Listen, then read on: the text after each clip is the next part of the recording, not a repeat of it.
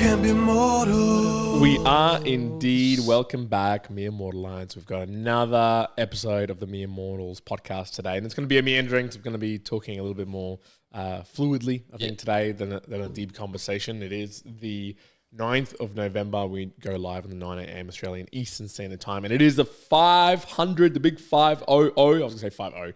500th episode. You got Juan here. And Karen here. I know this is. I'm going to make some clarity here because we were talking about this before on the podcast around 500, and some of you might be like, "Wait a minute, I feel like you guys have done more." We have, we have done more. So to be clear, this is the 500th episode where myself and Karen basically have sat down and had a conversation with each other. Usually a musings or meanderings. It began not even being called that at all. I think we were just, the very first episode ever was just episode 1 of the Mere Mortals. Principles. I actually... Correct, Principles. Guy at the gym was reading a book of it, and I was like, hey, man, that was our very first episode. Yeah. If you want to go check out our review kind of conversation on it in 2019 to see what our unwise minds were, then go check that out. But it's like the very first episode of this podcast would have translated to being the first one out of the 500 that we're talking about right now. Yeah. So that was back in September 16th, 2019. I believe September 15th, I believe. 15th? Okay, September 15th, 2019. So that was kind of like the first one. And since then, we kind of and the reason I'm talking about this is because I've got some numbers. I was doing some quick numbers, number checks beforehand. So for those who are not familiar with the historical nature of the podcast, we first began as like literally just a show where we were recording it with a GoPro. Once a week, and we were putting it together in audio and video from literally day one. Yep. So, how many people can say that? But since then, it started like divulging into, we wanted to do book reviews or talk about book reviews. So we had book reviews and the normal Mere Mortals sort of channel all in the one go. We split that out both in the audio and the video at some, I can't even remember exactly. That's 2021, 2022. No, it would have been later. 2021, if not even late 2020, perhaps. Yeah. So we made this decision of kind of splitting it up. Since then, there have been loads of other channels, I guess. Channels. We've had like a Value for Value conversation / channel. We've talked about Mere Morpheus. I had the Mere Mortals in Motion, which I had originally in the Mere Mortals channel and then kind of split it out onto itself as well. This one's called Mere Mortals Conversations now. Mere Mortals Conversations to kind of amalgamate plenty of things. Long story short, like there's a lot of history obviously in that 6 years of running something. So it's still... yes, it's 500 episodes of this particular one. But within a 1% tolerance, I would say. Because I definitely remember of like episode 423.5 that I've done. And there was certainly some solo episodes where I'd labeled it for 368, but it was just me. It was just kind of that's true. One was overseas or vice versa. So I'd say within a 1% tolerance. Correct. If you want some specifics on the Mere Mortals channel, so this I was reviewing some stats before on the Mere Mortals channel. So not the book reviews and not other things. I saw that we'd posted 753 items. So that's inclusive of a lot of other things, but just to give you an idea, there's been more than 500. But we're celebrating 500 of the conversation, and I don't know how many have been live. So I literally would have no clue how many when we actually first began live. I'd say maybe 150-ish of them. Yeah, so that's almost like 2 years straight. More, 2-ish, 2.5 years straight of like live conversations. With a bit of breaks here and there. So, in any case, the other shout out I was going to say, I can see Mum Patricia on the live at the moment as well. Thank you very much. We got delivered a cake this morning. It was a surprising cake. I threw up a photo.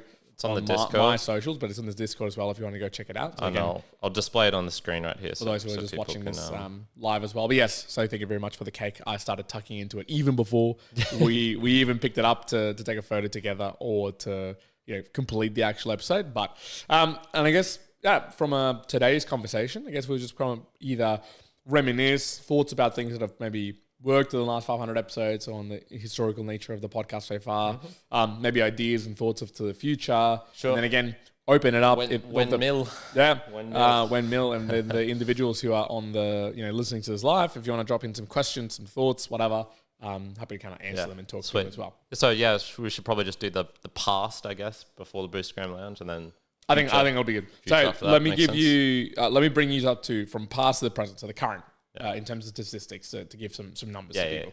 And I left them upstairs.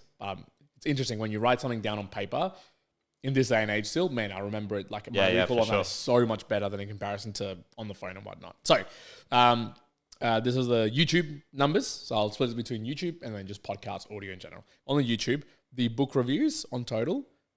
Almost 500,000, half a milli, nice, 500, almost 500,000 views on the book review channel, which again, if I'm reminiscing correctly, I believe was our original channel.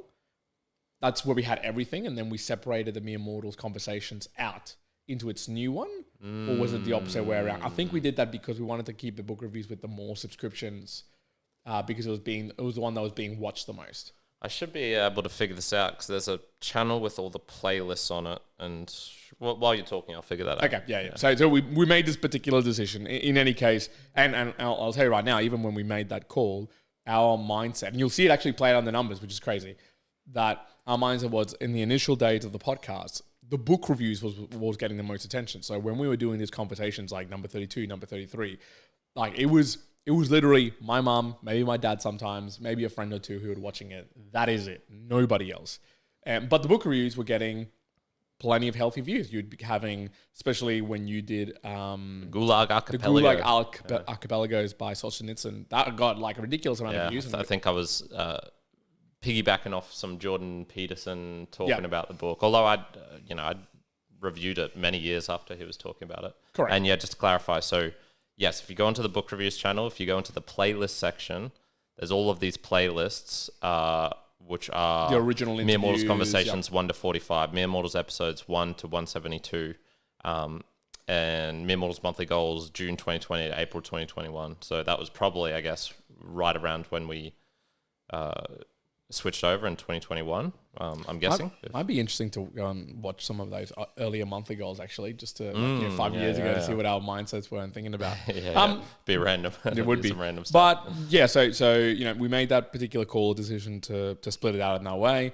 And so again, today, and the book reviews has more subscribers, and 2,300 and something. 2,370 on the YouTube, and it's got about almost 500,000 lifetime views. Now, the Mere Mortals channel, which came later, has less subscription. 1,380. 1,380, but its lifetime views is 1.2 million. So now that's a mixture of more clips. That's a mixture of, I believe, off the back of latest conversations that I've seen, it just is becoming more popular. Both the interviews, both the clips. There's more volume than the book reviews in itself. And I expected that to happen at some point. And I think we're seeing that would have happened, that little like convex where that the conversations of the Mere Mortals channel was more popular or more watched or more consumed came probably like a year or 2 years ago.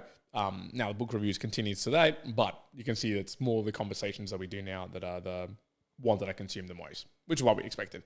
From a numbers, but then if I look at it, another stat actually, so again, keeping on the YouTube from a video perspective, the book reviews have had 15,000 hours of watch times, and the Mere Mortals channel, the one that you are listening to right now, 10,000. Just went over 10,000 not too long ago. So still, there's probably some years behind it in terms of our watch time. If I go over to the podcast side of things, God, you have remembered all of this. Yeah. If we go to the podcast side of things, on total, it's 36,000 downloads on the but we've switched hosts. We've switched hosts many times. So this is only like I think it might be like a year and a half worth of data, if that, for some of this stuff. But in that one, I can see how many overall podcast episodes we've done, and if we look for all of those, it's over 1,250. If you go Mere Morpheus, Valley for Valley, Mere Mortals in Motion, book reviews, Mere Mortals podcast, not including reseñas that you had a ton load of as well, right? Yeah. So there's like a lot of history there in the work that we've done. So I mean, I've got deep in my to-do list, re-upload the reseñas as a podcast, and that's just like It would probably take half a day to do. It wouldn't be too long, but Yeah. yeah. So I have not been asked to do that. if I go back into, so let me review a couple of other highlights as well that some people might not be aware of as well from the past. Way back in the day, we used to do Mere Mortals challenges. So if you really want to go and find it, we had a video that we captured when we were doing 1,000 push-ups. Can we do 1,000 push-ups in 60 minutes? So just look in the playlist section for, I would say, any of these things, because finding a lot of this stuff is hard. So if you go onto either the Mere Mortals podcast or the book reviews channel, I think I've saved the playlist on both, and that's why I was kind of like confused just before, because I was like, oh wait, I can see this playlist on both. So yeah, if you just go over there, you can see some random stuff in there, which is like, I've literally called it old random stuff. And so it's got the 1 kilometer run, 100 push-ups, 150 sit-ups. I think that was something you did. 1,000 push-ups and 1 hour challenge. Mere Mortals challenge number 2, or 002, that was. Random stuff, trapped in a Mexican jail. That was, I think, the first clip that you really created. Yeah, exactly. And that one was like I remember doing it specifically based on that story that you told. I've got a whiteboard here, my first and only whiteboard, which was Mere Mortals 2019-2020 Fitness Challenge, and I was explaining all the math behind it. And then there's a whole bunch of like things of us training in the park, if you remember that. In Mexico? No. This is in the park outside of your parents' house. Oh, right, okay. Gee, I don't remember that. Juan's 20-second handstand that he's done here. Yeah, a lot of random things. A lot of random stuff in there. So yeah, look, I think we've tried a decent amount of variety on the podcast, and honestly, when we were doing it as it became, it was really a hobby. It was something fun that we enjoyed doing. It was something in terms of conversations. And again, for some who've heard the story, forgive me for replaying it again. But really the reason the podcast began was Karen was traveling through South America. Our friend Joseph, myself, and Karen had a group chat. And we essentially were sending audio messages to each other, almost sometimes 20 minutes, half an hour. That could be longer than that. Could be longer, right? And we just I remember just recording one while I was like driving and having my phone just sort of sitting there. You'd have some just telling us some stories. Yeah. And again, the impetus was when Karen sort of came back to Australia on, hey, why don't you just like sit down and have conversations and turn it into a podcast? Not with any real business plan, no real idea. It was just, hey, let's just record a couple. Let's just see how it goes. And the very first episode, we got to, if I can remember, maybe like 45 minutes or something like that. And then it actually broke. So we got all the way to the end. The laptop had crashed at 45 minutes and we done it maybe for an hour conversation. And we restarted again from the 45th minute and finished it off. So even from the first get-go, there was some blockers in the way to do it. Yep. But we've experienced, that times 100, I reckon, in the time that we've like run this podcast as well, of things crashing and not working. I've had interviews that I've done with like cameras stopped working, microphones have stopped working, and I've had to like kind of scrap together things to make it work. So if anything, the podcast, if anything, the podcast has made me learn of like something, at some point, something's going to go wrong and just having to deal with it. I reckon enough things have gone wrong in the podcast I've done that I can't like foreseeably see something else wrong happening that would make me be like, oh yeah, we haven't experienced that. Like we've had people drop in on us from like when we've been out and about on the streets outdoors, and had someone kind of like be behind and drop right behind Karen. What was it? Double Mexican hat. I think it was. Double Mexican hat. He was very drunk. Yeah. And mic's not working. Yeah. Video not working. Spiders falling on one's head. Cords not connecting appropriately and having like random bars coming through. Yeah. So audio. If you do things for long enough, you're gonna find things that are just not gonna work. What other things from the past would you say to reflect, or any call outs, anything that you go like? All the stats and numbers that you gave were there for those who perhaps haven't started one before, who are interested in how you evaluate if you're doing well or not. I would say that neither of us has looked at these stats for probably the last, in any meaningful capacity, for probably like 3 years now. So whilst interesting, there was a little time period we were using them in terms of like, hey, is this actually growing? Like, are we making progress? And in that case, you do want to actually have some things to see measurable improvement in terms of, okay, yeah, numbers are actually go up. Yep. It's been a while since, and in fact, you could probably almost see the point where I stopped thinking of the podcast as perhaps a potential job in the future to, okay, this is a fun thing to do now and get to hang out with my friend and, explore some topics, ideas.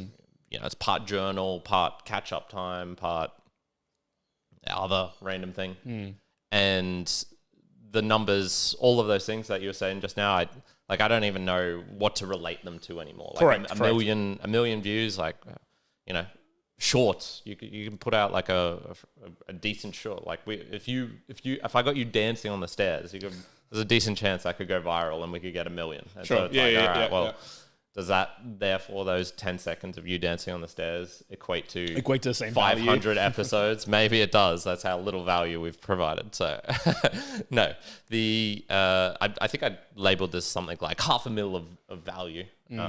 And that's probably been the most fun aspect of this, which is learning about what is valuable to myself and to other people. And so what are the things that I really enjoy was, honestly making connections. Got Cole in the chat and he was asking, what are you going to double down on going forward? We'll address that after the Boostagram Lounge.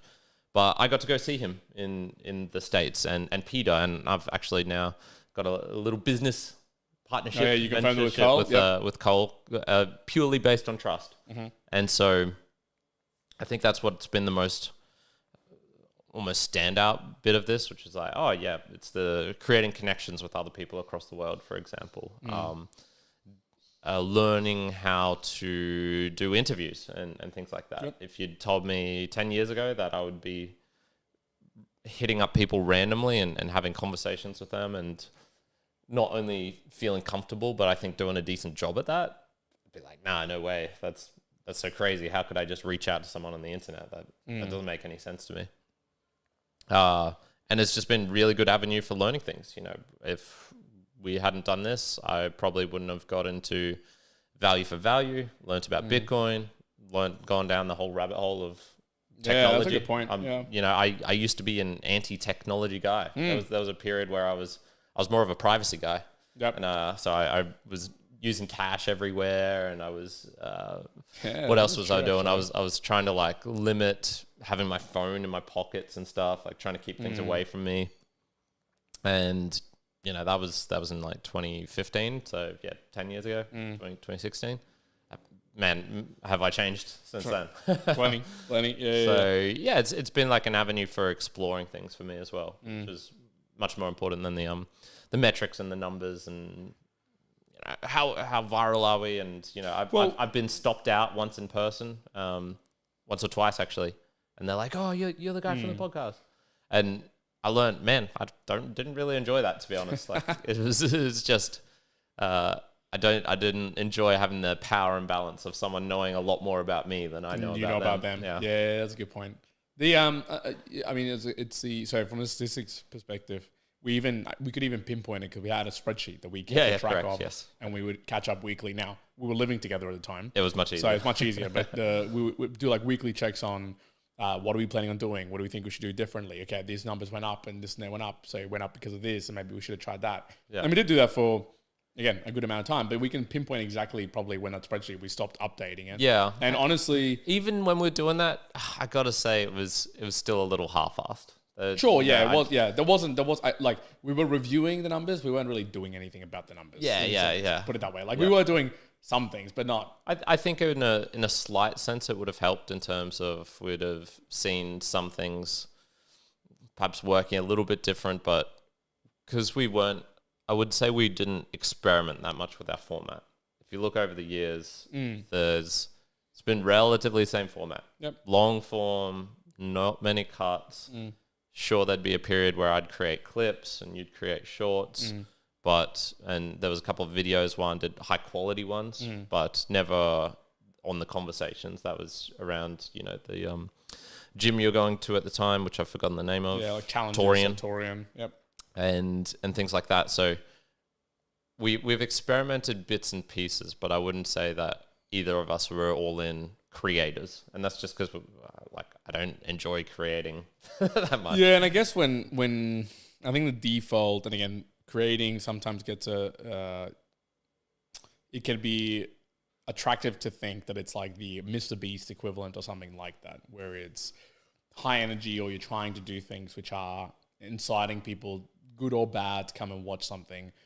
And I've never really thought or wanted to put together some sort of content or create something where it is either like divisive or just like, oh my God, what the hell is this? Or like, as you said, could we do a skit or dance down the stairs? And even when we did that ad for Suit Society back in the day, right? Yeah. Yes, we've done that, but not like I get a lot of joy from doing that. And I personally don't enjoy watching that much content when it's like, 100 men versus one gorilla, or, flying on a super like cheap jet, middle price jet, and really high expensive price jet, which is kind of like what you see. I don't get that much joy from that. I enjoy, like, the things I enjoy is probably also how we portray and put together the podcast. Like, I like to listen to long form, detailed, informative things about things that I'm not aware of. And now the podcast for the Mere Mortals is not in the same lens. We're not conversing about, the highest. It's weird. We do have conversations about maybe interesting topics, but in a mere mortal type of way. We're not trying to tell you or sell you on any particular thing to go and see this and do that, nor are we saying we're the expert on really anything. It's just, how do we pass the world through our own eyes? And honestly, looking back as well, I've always said this, like, I've never really, it never really held me as like, oh, this is going to become the job. This is going to be, it never really like had that in my mind.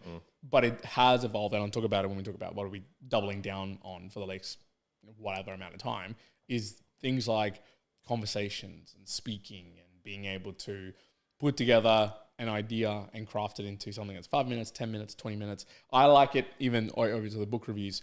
I've enjoyed doing the book reviews because it forced me, again, it's like a forcing function, to read a book, understand it, condense it down into the things that I care about. Nowadays, I use a lot of AI to kind of summarize what I'm thinking about as well, pull out all the extracts, and then replay it. And honestly, there was the Admiral book. I can't remember the title of that particular book, by James Stravatis. And it was Sailing the Seas. It was like one of the very early book reviews. True North, maybe it was.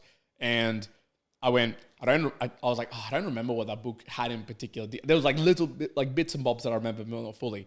And I remember rewatching my own book review and being like, oh, yep, I remember what I pulled out from it, what I enjoyed, what I didn't, like the connections to it. And I was like, that was kind of cool, because often, at least for me, content or things that I care about, sometimes I do forget. You just forget. Time passes by. And it's almost my little time capsule to go back and recall something and be like, oh, yeah, that's sort of like what that mindset at the time, or what I was thinking about. And again, you as a person, you change. So it's good to like reflect back and see that. And sometimes it's well, I'll tell you, it's worth more than just reading it. When you visualize it or hear it from yourself, you go, oh, yeah, that's what I was feeling. That's kind of the emotion that I had playing through me. Sure. So much about life is relearning things that you have done in the past. I'm currently in the same process right now of relearning, I guess, speaking more with more confidence, approaching women, and being more open about like sexuality and things like that. And I kind of had learnt these things, in 2014 when I found my first girlfriend, in 2017, 2019 when I got a second one, like things like that. So it's like, oh yeah, there's things I'm relearning again. And, perhaps if I had a video written down of like, hey, this is how your mind worked in the past, this is how it's probably, and how you've kind of fixed it in a sense. Here's some tools and tips and tricks to remember, so you don't have to relearn it all from scratch again.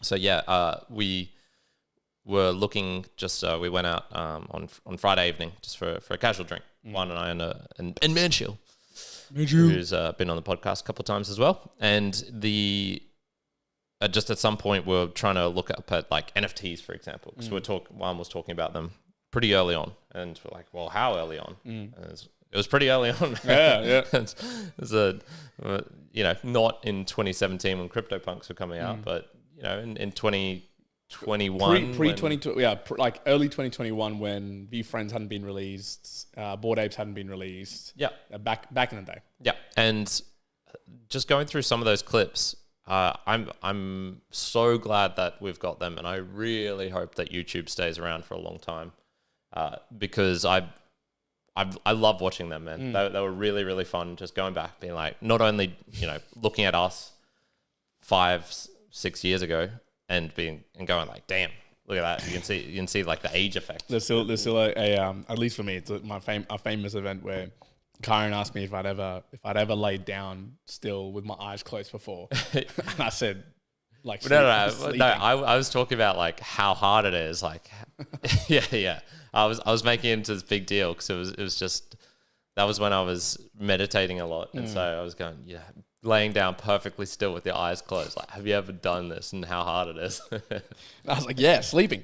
But actually, even then, it was like memory, the recall, because even a lot of stuff that we've talked about in the podcast, and again, this not even for anybody else. It's just like us may be able to recall when we go back through things of like the time when you did your silent retreat, Sure, just events like travels, events, and how valuable is it going to be looking at us in Greece, 60 years time, hopefully, and just going like, damn, do you remember that, man? Yeah, you remember being in Greece right after your wedding? So like, it's overall in the past, if you from all the way that we've been putting the podcast together, it has been a journey of us storytelling things that are interesting that are happening in our life.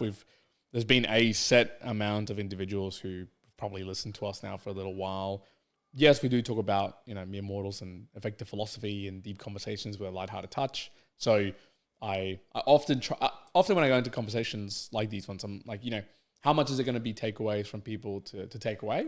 As like, and I'll give you an example. Yeah, I want to ask you as well, the value component. Sorry to cut you off. Yeah. So like that value aspect. So if again I go, what are some of the podcasts or content that I consume?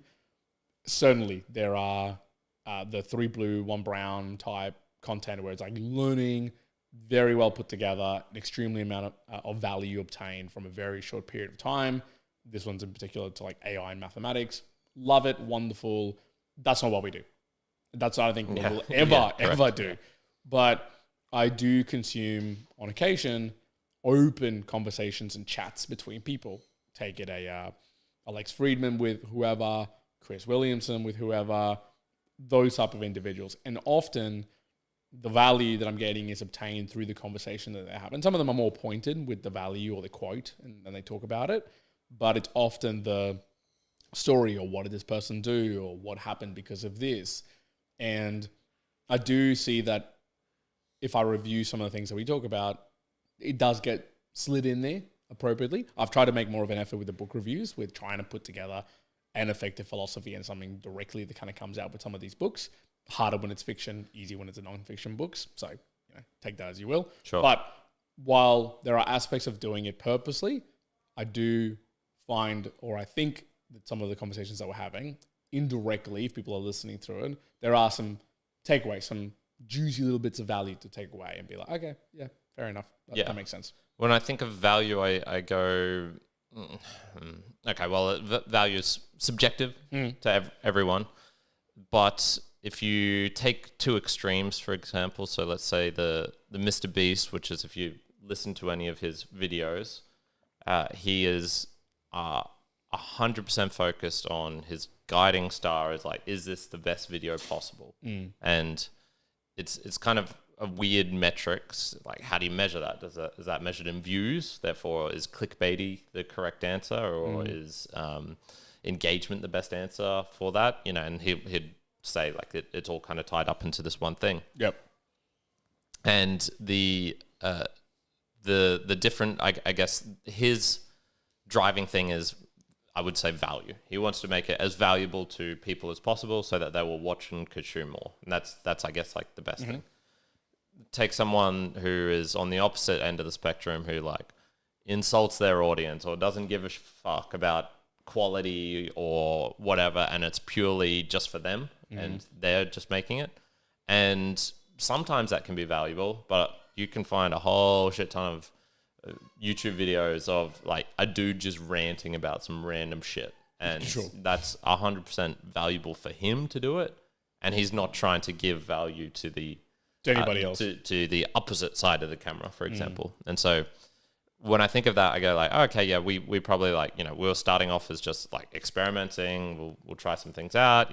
Perhaps we're like learning of like, how we can give value to the audience. And the more I hear about that, there was a time period where it was kind of like grossed me out a little bit. It's like so focused on giving value to the audience, like as if it was a fucking like, eat this cake, you motherfucker. Like, yeah, be healthy.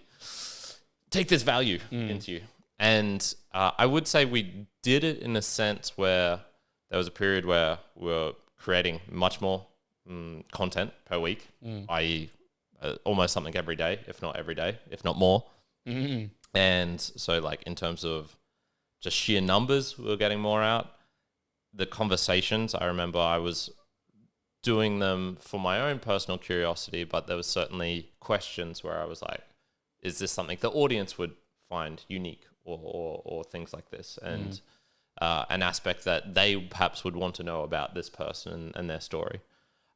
And so that was where I would say, but that took like a lot of time on my effort. I was, on my part, I was having to listen to whole bunches of, I probably listened to like as much Adam Curry as I could before chatting with him. And so I wasn't repeating questions he's already been asked. And he actually called me out for saying like, the very first intro, I was asking him about like how many peasants you could see per square inch from his castle when he first bought it. Just a question that had never been asked before. And he was like, oh yeah, that was a good like intro. Yeah. So that sort of thing is like, okay, that was great, valuable for the people at home. A lot of effort on my part. And so it went from 50% or like 100% value for me to 50% for me, 50% for the audience. And it's just exhausting, man. It's a lot of work when you do that. And so there's no surprise that our most profitable period and basically every metric in terms of Boostagrams coming in. Yeah, it was when we were putting like ridiculous effort. Number of people like watching per week, new subscribers, all of that was peaking in probably like 2021, 2022. And then since then, I know me personally, I've just gone, okay, now I'm back to like more 100%, 98% value for me and, focusing a little bit on quality for the audience and things like that. So I think that's probably like one of the dynamics that's changed over the years has gone, what's the reason you're doing it for? Is it for me or is it for the audience? And then back to me again. Yeah. Yep. And look, there's an aspect of longevity as well, right? Where if let's say you took the approach of the Mr. Beast or other that are similar, where you're trying to make it as entertaining as possible for somebody else, and part of that means spending money and doing things and a lot of effort to make it. And some people do make it successful, some don't, and the metric of success may be meaning like they can continue to do it and whatever else. And some people get lucky.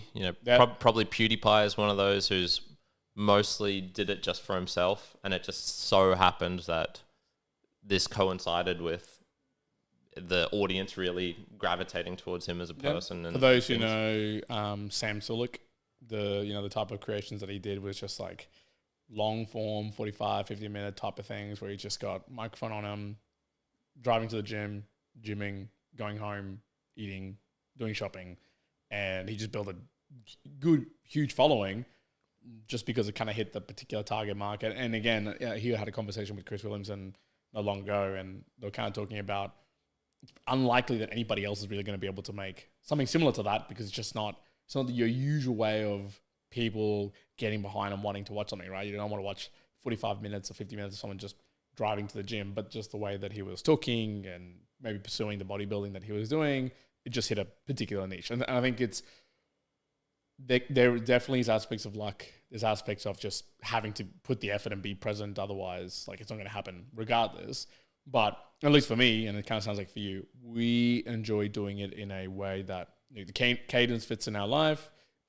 We are able to do the things that we care about. Again, we get 2-3 times a week requests to have people on the podcast for an interview. And I think I might have replied to 1 out of 200 that have come our way. And a lot of them are just your general type of like... They're very generic. They're from people who have not listened to the podcast before. Well, and generally, and this is how it works mostly, you know. Some but in the general like podcasting loud, again, in the middle muck, it's usually, you know, you've got your companies who basically advertise like, hey, we can get you on podcasts. So people will go and pay this particular company, and this company will go and do web searches and whatever, and just send out, you know, 1,000 emails to be like, I'm going to get you on 10 podcasts. Yeah. I get it. So, hi, Mia. So there's lots of ways that obviously we could get people on the podcast, but again, it's down to what do we value, what do we care about, and we'll chat about that point from Cole around what are we choosing to double down into the future and what that actually looks like. Sure. There's a comment here from Patricia saying, I remember when Karen used to wear different hats. Well. It's funny you say that. Where is it? I remember Karen used to wear different hats. Where's my hat? Where's the other one? Where'd it go? Am I sitting on it? Might be fit sitting on it. I have a new one here. Are you sitting on it? I don't think so. Oh, I can't see it there. Where's it going? Oh, it's under the couch. Good. This is under the couch. Under the couch. Juan stole my glasses last night, and I've already seen this hat appear in multiple places where it shouldn't be because he's trying to steal it. Here's a new hat for you, Patricia. It's fresh brand new hat. I'll give him a shout out because sure, that's what these sort of things are for. It's the Friend Collective, Sosos and Friends, good times only, too tired to run. Friend Collective, very nice hat. Come to Sosos. Unbelievable. There's your advertising. But yeah, there are more hats. There are more hats that come. But another little fun thing for people. If you're looking at any of the episodes from, I don't know, 150 to 350 probably. There was a period where Juan and I were doing double episodes, but we'd record at the same time, but just to make it appear different, we were wearing different shirts. We'd change shirts in between recordings. That's right. No one knew. Yeah, despite everything in the background being exactly identical. They were like raining, sunny, all the same. All right, we'll go into the Boostagram Lounge, and we do have the one that I'll call out formally. We had a couple from again the book reviews Boostagram, and that's usually just the form of it says it's a Boostagram. It's actually just streams coming through on some of the latest book reviews there. But the one that I wanted to call out was from Cole, and we didn't read it out last time, but I'll read it from the conversation we we're talking about with Karen and his approaches and talking to girls. Cole says, Karen, the next time a girl flakes on you, message her and say, you're a flake. Noted. And let her sit in her shit. And that's 333 sats sent using fountains. So thank you very much, Cole. Thank you, Cole. Have you used that line yet? I have not used that. The problem with a lot of these things where you're like, I'll do this and then this will happen, is usually that doesn't happen. Yeah. The mind reading or being able to predict how conversations will go, honestly, probably a big fault of mine, because I'm coming more and more to the aspect of the reason I don't like going out at night. We went out on Friday. It was great at, 5. What time did we get out? 5:30 p.m. 5:30 p.m. And from 5:30 until probably like 8, or 7:30 something. Really enjoyed it. It's like a casual drink. There's a lot of people around, things like that. As soon as it gets after like dark time, the freaks come out, start getting drunk, and then I started to get uncomfortable at like how it wasn't even loose, but the amount of just like random stuff that could happen. It certainly feels like, all right, there's a lot less in my control here, and that's probably why I get uncomfortable in too stimulating, loud nightclub environments, people dancing everywhere, bumping into people, falling over. I think that level of control is it's out of control. It's too much for me. So I have in the past done what Cole suggested of trying to control the conversation, make a person feel a certain way. I don't think it will work. Don't think it will work. And honestly, I don't want to make someone feel bad. If they're a flake, they're a flake. Fuck them. I don't want them in my life. There's no need to make them feel bad. Leave them to be flake. I probably won't be saying that, Cole. But I appreciate the advice. The support. Yeah. And yes, Karen continues his journey of the good approaches to people, and thank you very much there, Mum, for commenting. Yes, Karen's got plenty of different hats to come. Very good, she said afterwards. And that was what the beanie is. So for those who are just wondering, the Cole sent in a message directly using his podcasting app. Wow, fantastic. So go to somewhere like Fountain. That's where he did it. Yep. And you can send a message directly to us, has some Bitcoin attached to it. And so we appreciate that. Correct. Hoard that and then send it on to other podcasters usually. We don't talk about this. We haven't talked about this for ages either as well. But if you send through enough of Boostagrams, right, enough sats come through, you also get a Mere Mortals shirt. It's cheaper now. It's only a $150 $150 t-shirt. So yeah, it has come down in price. In size small or medium. It's in discount. It's on discount. If one or two larges left. If you want to, if you've been keeping up with anything that's been going in the cryptocurrency world. Let's start with that. The going forward, with a podcast, what are some things we'll double down on, format, stuff like that. The support mechanism and how we do that as well. Sure. So if you go back in the past, I spent a lot of time on podcasting 2.0 and value for value. And like I said, that was the thing that made me realize, like, holy shit, Bitcoin's important. Like, this is going to change the world and is very, very useful.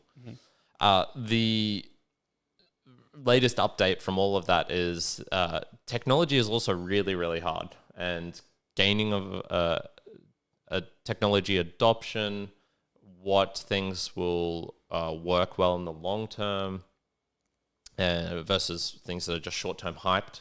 AI, is it going to take over the world right now? Are we in a bubble? If everyone's asking if we're in a bubble, we're probably not in the bubble yet. It's when everyone doesn't think that we're in a bubble. But when everyone capitulates and goes like, we're not in a bubble, I got to invest now. That's when you're in a bubble. And so I've been talking about Lightning for a long time, which is the layer 2 Bitcoin. All of this stuff, there was the whole podcasting 2.0 was using this thing called KeySend, which was like a variation of the protocol. Turns out only podcasting 2.0 is the ones using it. Everyone else is using this thing called LNPay instead.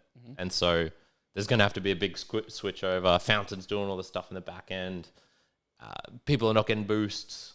Boosts are going missing. How are we going to get the metadata through? All this sort of stuff. It's complex. I definitely have kind of recounted some of my beliefs in terms of like everyone's going to use value for value and it'll be through RSS and things like this. I'm less sure of that as possible. I think the future will still be certainly the future I want to be part of is one where it's open, decentralized, non-censorious. So putting things into an RSS feed is still, I think, the best way forward for that. But how the actual monetization for creators going forward into the future, I'm less certain of that as I once was. I really thought it was going to be a value for value thing. It could be a subscription that's just more fair, aka when you subscribe to Spotify, most of your money's going to Taylor Swift, even if you don't listen to her. And how that model will shape up and create, there's this thing called Sora on the base network where it's every piece of content is a fucking coin and you can buy shares in this coin and part of it goes back to the creator. I don't know. Maybe that would work. I doubt it, but maybe. So that whole thing of how we're going to get support going forward could change rather dramatically. So just keep an ear out and eye out for what we say. You heard it here first. Karen's going to turn to advertising. Yes, yeah. Advertising's coming to that's one thing that probably won't change. To an episode near you. If it's an interesting. So I guess before we get into like what we double down on, the concept of advertising, right? It's still because the reason I wanted to bring it up is I saw a creator on Instagram in particular, and he started to create some longer form stuff, and he's funny. Like he just makes fun of other people who are doing like course selling and stuff like that. And I've gone through almost like all of his videos, and I really enjoy it. And in one of the latest ones, he did it, and of course he introduced like an ad into it as part of the thing, and it made it not funny. It made it like kind of terrible. Will I stop watching the videos? Not necessarily, but if each one of them had that kind of annoying ad to it, maybe I would. I kind of see it in the same way with us, where it's like if we introduce ads into this particular channel, it would turn me off somewhat, just like it does for me when I've talked to you about it. Like Tom Billy used to do it, and it frustrated the hell out of me and others. It's little, and I think some people can get into the path of thinking like, but it doesn't matter. Like, you know, a lot of people do. People are making money from it, so like you can do that. It's like, yes, but, and then the ultimate bit on the but is the monetary aspect of it. Like, so if it was specific, it's different to support, right? So it's slightly different because I guess you could think of support as, yes, monetary aspects to it, but and ideally what I start to think about more and more is moving into the future, I want to leverage this as a platform for support for other things that I might do. Now, may that be a business, might that be an idea, might that be a whatever, you know, whatever it might look like. It could be, I'm throwing shit out here. If I created a movie, if I wrote a book, those are things that I would want the audience who I've been providing some sort of value for many, many, many years. That's where support would be, you know, best suited for. And yes, I might have a monetary aspect benefit to it. It's not top of mind for either. But directly to the content that we create and trying to leverage it in the way of an advertising model, that doesn't scream to me as kind of like the right path for it. It just seems like an extra blocker or an extra gate to just be able to provide content and conversation with people. So that, we don't see that happening anytime soon. The advertising and AI is going to be really, really interesting. I'm keeping a close eye on that story of when it develops, aka when OpenAI starts putting advertising into their models and how that'll show up. Is it just going to be like in Google search where you type in something, it spits out a response, and then maybe on the side that they've got links, and these are perhaps affiliate links or these are sponsored links. Oh my God, what's going on? Oh no, Jesus, my phone's just going off. The AI and Karen's phone's off. Jeez, that does not happen often. That's weird. They're listening. Shit, better watch my back. They're coming. I'm going to double down on recording these just so you guys can see when the AIs take me out. That's the reason. Yeah. You hear here first. Karen did not commit suicide, everybody. He did not commit. I was talking about this just recently, and it was Elon Musk on Joe Rogan's podcast being like, just want to be stating it plainly, I did not commit suicide if anything happens to me. Yeah, sure. But yeah, AI and governments and advertising is going to be fucking crazy. I think there's big things coming. Well, yeah, even, I mean, it doesn't obviously apply to us now, but it'll be interesting what will happen in Australia next year with the fact that Instagram, Facebook, Reddit. Is it next year? I thought it was in December or something. December this year. December this year, but I'm saying next year because it probably won't take full effect until next year. But Reddit, YouTube, Instagram, Facebook, all of them. You can't get into it if you're under 16 years old. Yeah. Now, of course, there's going to be ways to try and get around that, but that's going to be a VPN. Yeah. But they're proposing a ban even on that in Australia on VPNs. From next year, which is like that'll be good. Yeah. So it's going to be an interesting. So yeah, there's a lot of interesting things obviously on the AI and how to place the marketing. But all I'm saying is, I just think we're going to stay clear of that. Yes, I'm still very committed to zero advertising on anything that I do. Look, and again, if we are creating things ourselves, then yeah, we'll probably market that because it's our fucking shit. Kind of like the one I like is Nick Bear. So Nick Bear does have ads or market reads if you want, marketing stuff, but it's all his products. It's all his things. Sometimes he'll have a conversation about endurance, and they'll talk about how like we're creating this new product of ours, and it might go for fucking 10 minutes. And I will often skip it. Sometimes I'll listen in if it's in relation to what he's talking about. But the critical thing that I do find different that is like it's all his shit. It's all the stuff that he's like creating. So I don't mind too much. Same with not that I listen to much of Jocko Willink anymore, but Jocko's at the end of each podcast, I don't know if they still do this. They used to read out for like 20 minutes or half an hour, like ads, like just what things have got going. But they made it so fun each and every time. I'd be like, that was usually like the fun bits of the podcast. I'd be like, hell yeah. So I could get behind that at some point in time, but yeah, for the immediacy of the future, sure, obviously not there. What are things? What are we going to be doubling down on? So I'm doubling down on not doing the podcast, to be honest. I'm doubling down on personal life. Yep.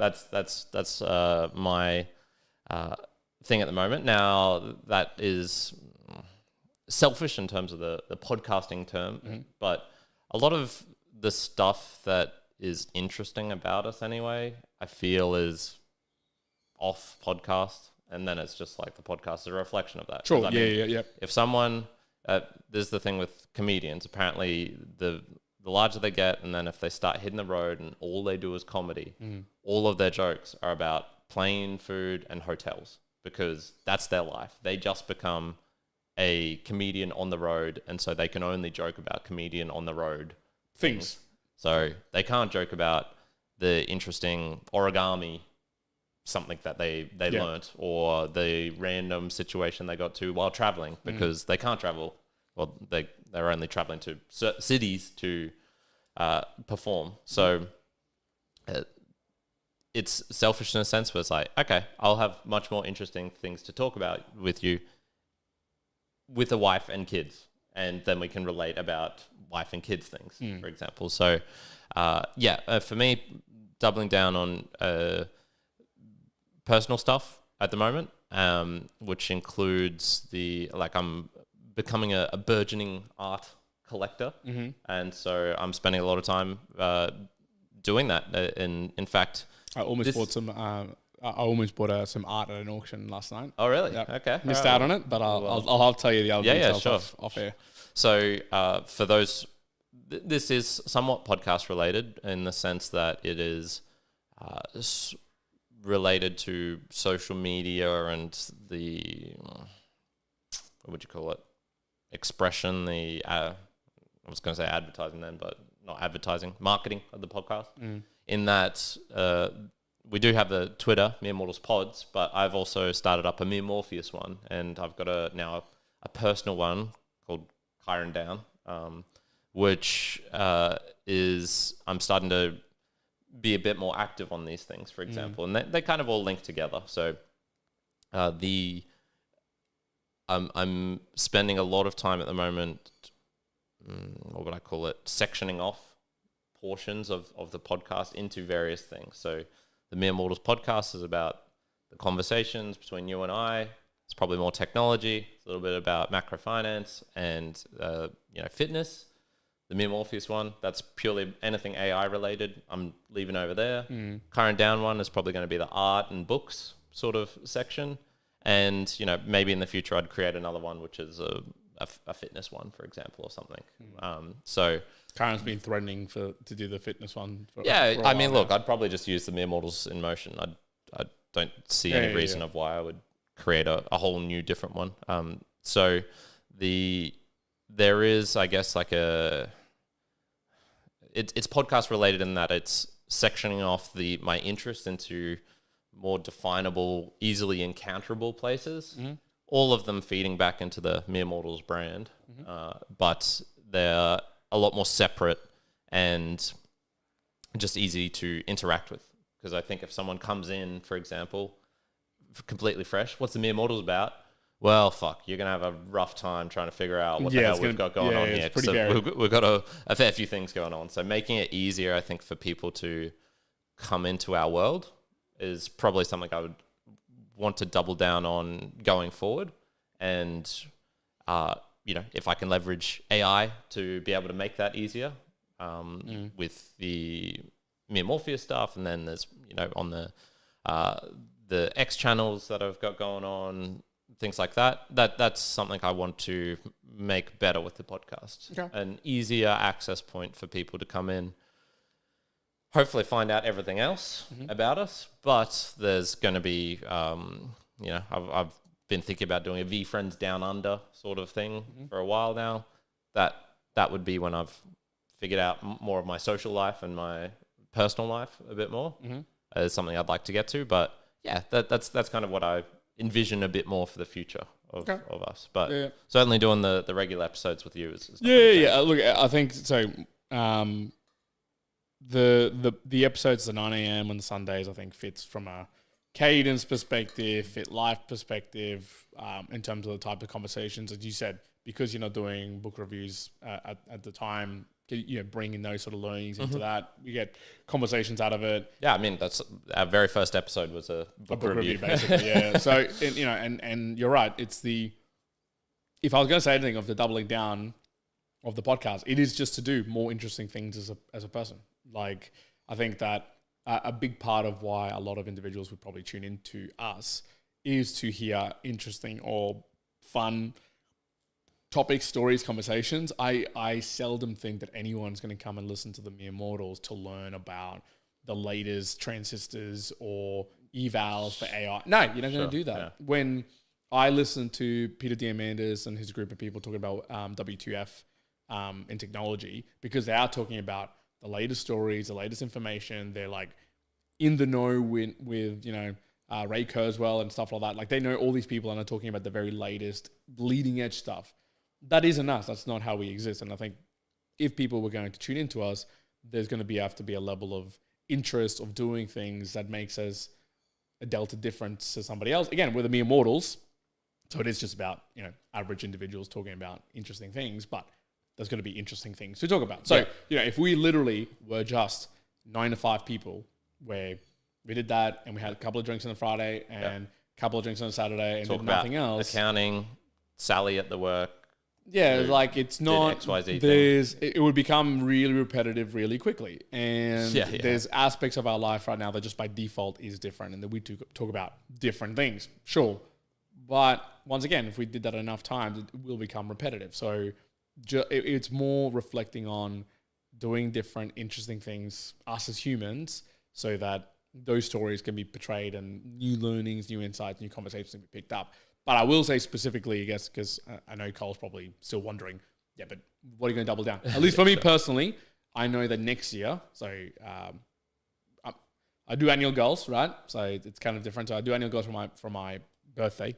But I have been thinking just as 2026, so just an easy thing for me right now, just because timing-wise, all the way till the end of the year, it won't really work. But I might, and I'm not saying I will, but I might be committing myself to more interviews, and that might include more online interviews as well. So like I mentioned, there are a lot of, you get like those 3 a week type of emails that's like, hey, this person, and I'll say maybe once a month I will see something and be like, that could be interesting. That could be an interesting conversation. But I've purely just said no in the sense of I don't have the time, I don't have the setup, all those sort of things. Whereas now I do have the time and I could make the setup very easily. Again, we've used Riverside before in the past. Yep. I could see myself reusing that, like just re-getting it and using it for a year just to try it out again. And it would be better now because they do the dual split screen thing, which I was asking forever and ever. So we couldn't do it, the technology. They could do it. That's what I dislike about companies. But I think it's going to be interviews. I think it's going to be, and I won't call it interviews. It's going to be more conversations. If I had to demonstrate what I would see, at least a lot of the content that I will myself start creating more, I see towards someone like a Sam Sulek and a Chris Williamson as a distinctive thing, because I've actually really been enjoying doing the Mere Mortals in Motion. They're really easy to put together because it's just top of mind, going somewhere, recording a couple of things that I'm doing. They're usually pretty short. I could see myself doing them longer if I just set it up in a particular way. Easy. And so I think there might be some joy in people just seeing that, kind of like the repetitive. And I'm not doing it daily, and I won't get to doing it daily unless it's like a ridiculous demand for it. But doing it with enough cadence would be fun. The reason I think I also want to do that is that there are, again, ideas in my mind of things to do, businesses, whatever, and I would love to document them when the time is right and when things are progressing that way.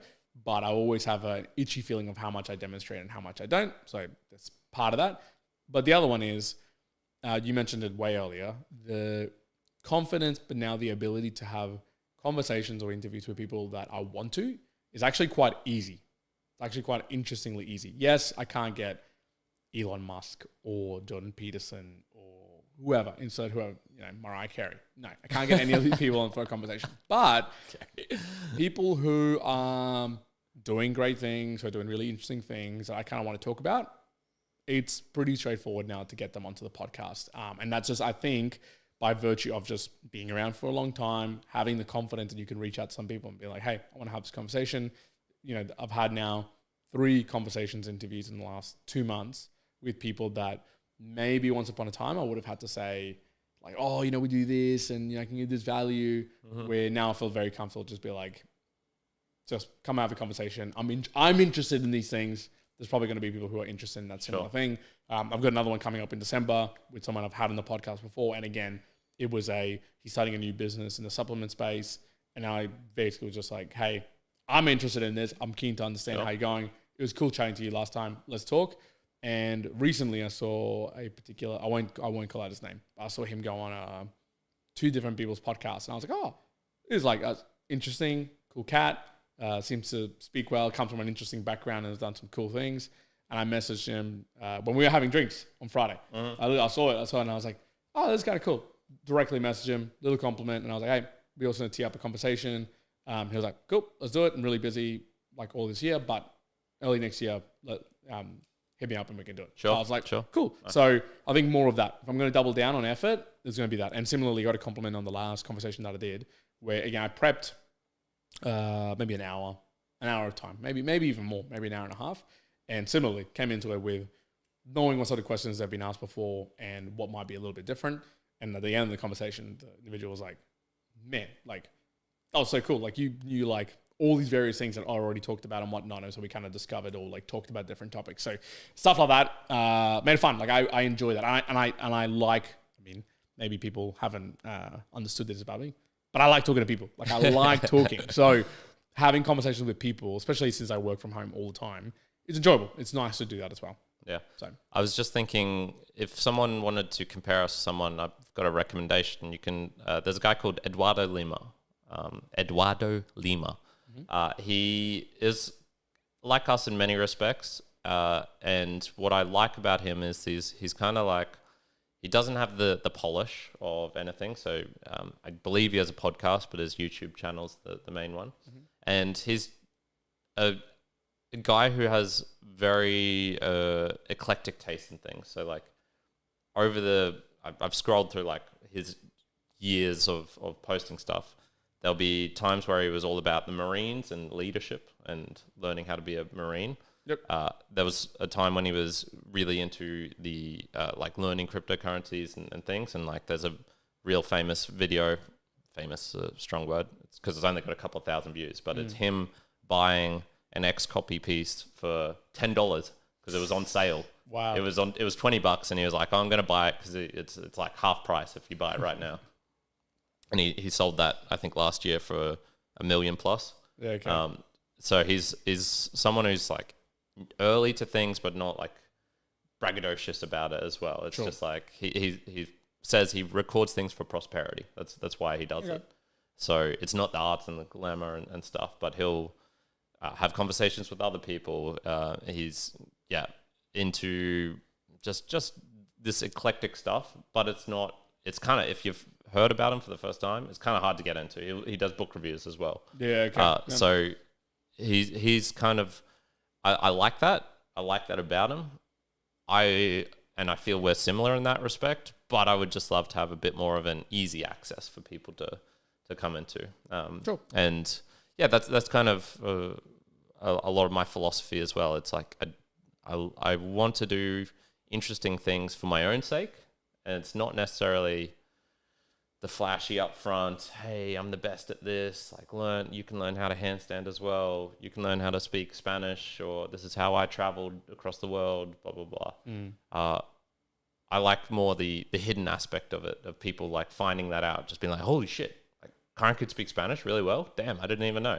So yeah, that's kind of I guess like a motivation somewhat of how I operate as well. Sure. Yeah. There's two more, this is not doubling down, but it's just kind of like looking into the future. There's two things that come to mind that I want. One, I want to get better at, just because I think it would be a beneficial skill to have and something that might become important in years' time. The other one is I just think it's where the trend's going to get to eventually as well in a broader way. So the one is speaking. So again, we've done 500 episodes of this, 1,000 plus. We still say like. Well, I do. More in the sense of with a camera in front of us and just talking between us. Very comfortable with the camera. And even with interviewing with somebody else and having things set up all over the place. Yeah, it's almost like nothing is there. It's supremely easy to do. I can't even remember if it was like episode 50 or episode 70 or something where it just started becoming a non-piece to the equation. But it's very much like nothing. Very easy to do that now. What hasn't been, though, is speaking if it was 20, 50, 100, 1,000 people in person. I think that particular as a skill set will become more important over time, just as my thought process. And I just don't do that at all anymore. Why? Because I do talk to people, and sometimes I present with 200 people, but it's online, and that's very, very different. And so like I'm super comfortable in that space, but 200 people, 1,000 people in person, very different. I don't have those opportunities anymore in my life. I just don't work in places where I'm going to be put into that position. And I think, how can I do that? How do I do that? The podcast would be a phenomenal way to do it in some format. I don't know what that looks like. But the second one is, I do believe, and I think Gary's talked about this, the deconnecting from Gen Z or Gen Alpha. I've heard it in other conversations around, after COVID, it's been enough years now, there probably has been a trend to be more community and in groups and in social structures and whatnot. And I go, it would be fun to try and do events of some kind, even though events for us, like we hate organizing. Yeah. Karen tried doing this. What was going through my mind just then was an AI thing, because one of my goals this month was to go to an AI meetup with Juan. I looked at a whole bunch of things, 0 of them of interest. And I just went, man, I could create something that I feel at least some people would be interested in. So what I'm thinking about, and again, this is I'm saying this out loud, and it's not something that I'm going to do, but it might be an interesting thing to do. And again, from a personal perspective, it might be fun.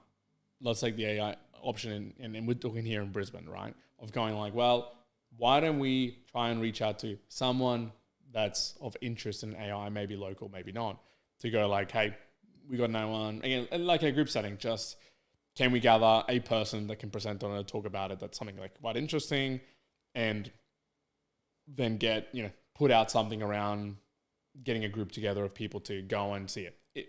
AKA for us here in Brisbane, the Bitcoin group used to do this quite often at a monthly cadence or something to that effect, where they'd have a couple of people having a conversation about a topic, and then you'd have people who go to it. Usually it was a free event. It was kind of sponsored by a particular set of people or groups or companies, and they do it.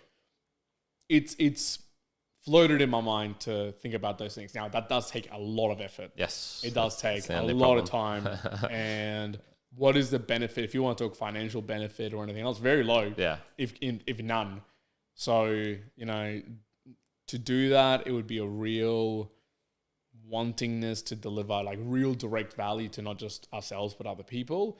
And again, it's not like I'm doubling down on that. I do want to get more of that speaking in with a larger group. And I honestly can't think of other ways besides doing that, or purposely putting myself up for like other, like a conference or something, which again, I'm kind of like, I don't see that being valuable to me.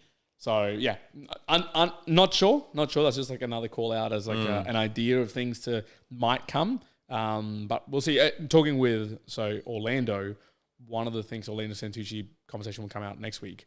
One of the reasons that he started his closers cult, or the sales channel that he's doing, is partly because he wants to grow it, or he wants to have enough of a connection with people so that wherever he travels in the world, he can catch up with people. And I thought that was like, his answer to that was very different to what I expected. Yes, partly for sure, there's money aspect to it, but for him, he found it really enjoyable that he went to Europe, and he was in like Norway, and he was able to catch up with someone who had connected with him. And then he went to the USA and did the same thing. And he's a bit of a gypsy. Like, he travels a lot. He traveled a lot when he was a younger kid. So he wants to continue that, and that's really valuable to him.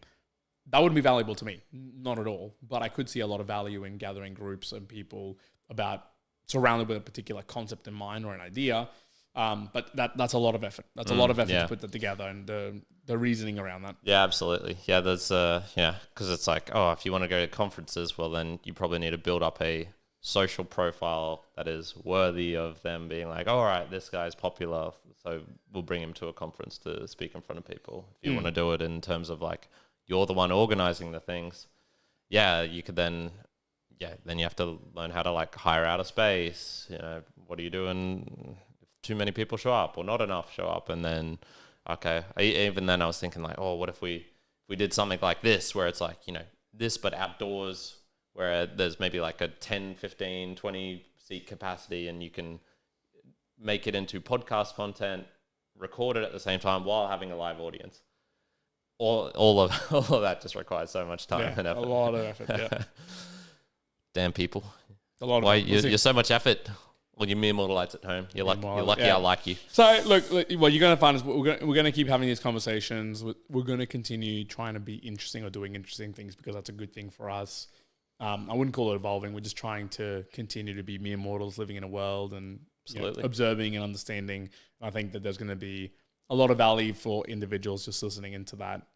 And again, the way that you support us, multiple ways. Boostagram's obviously still the availability to do that. But sharing, give me a cake for the 500 episode. Thank you very much, Mum, for surprising us with a cake. Shout out That's to the cake. That's also The a good thing as well. Patricia, the cake master. Yeah. I don't think there's anything else, any other comments to call out. So I might pause it there, might leave it there. So once again, appreciate everyone who comes in live for these sessions as well. Putting in the comments, whether you're listening to it afterwards or you're listening to it live. Do appreciate all the time. And there's probably a handful of people still around who've been here for the 6+ years. That's crazy. That's nuts. That's a lot of, again, that's like 1,200 episodes. 6+ years now. Yeah, we like actually are 6. So much time that's been invested in there. And that was one other stat that I didn't note, but this was just on the podcast, not on the video. So I don't know about the video, but there's over 20,000 unique listeners on the video, on the podcast side of things from an audio perspective. Cool. And that's only on the last year and a half, let's just say. So shout out to all you bots out there. Yeah. So it's interesting. It's not just like 5 people listening to this forever and a day. There'd be some bots, but I think they try and get rid of it. Get rid of as much as possible. Love it. Love it. I'll leave it there. I'll say, don't worry about the stats. Focus on the value. Focus on the feeling. And if we've made you feel good, then and let us know. Reach out. We love hearing from you. Yep. Mere Mortalites, be well. Take care wherever you are in the world. One out. Karen out. Good.